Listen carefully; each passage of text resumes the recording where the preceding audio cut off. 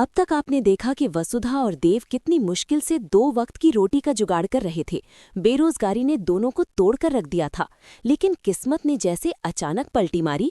वसुधा को चौहान हवेली में head chef की कुर्सी मिल गई और देव को फ्लावर डिलीवरी बॉय की नौकरी।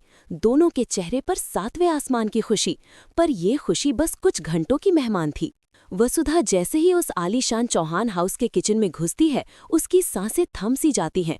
फिर भी हिम्मत जुटाकर वो खाना बनाती है।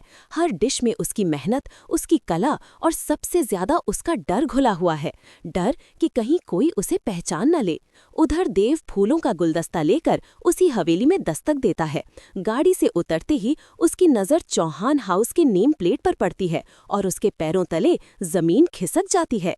दिल जोर जोर से धड़कने लगता है। गुलदस्ता चंद्रिका मैडम के लिए ही है।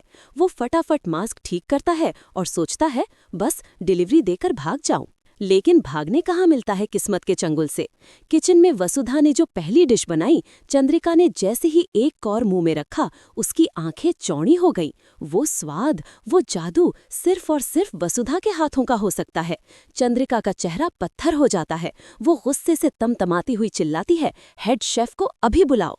वसुधा मास्क लगाकर, सिर झुकाकर, कांपते पैरों से हॉल में पहुंचती है। तभी आती है हमारी चहेती खलनायिका सारिका।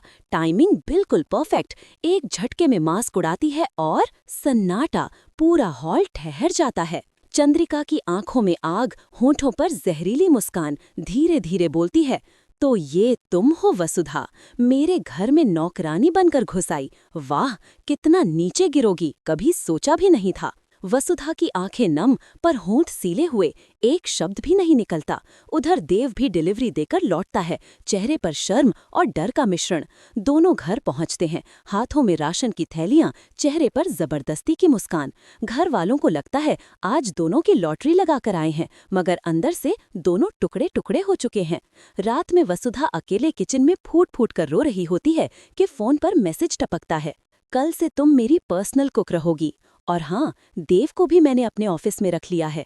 दोनों को मैं खुद संभालूंगी। चंद्रिका। वसुधा का फोन हाथ से छूटते छूटते बचता है। चंद्रिका एहसान नहीं कर रही, वो दोनों को अपने पिंजरे में कैद कर रही है। रोज अपमान की नई डिश परोसेगी, पर असली तूफान तो अभी आना बाकी है। चंद्रिका की जिंदगी में एंट्री होने वाली है एक ऐसा शख्स जो वसुधा का पुराना और सबसे गहरा रिश्ता है, और चंद्रिका का सबसे खतरनाक दुश्मन भी।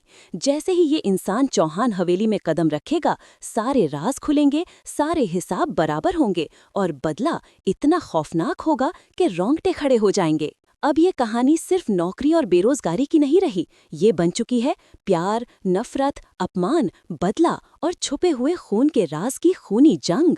अगला एपिसोड देखकर आपके होश उड़ जाएंगे। तब तक बने रहिए वसुधा के साथ, क्योंकि अब हर पल दिल की धड़कनें रुकने वाली हैं।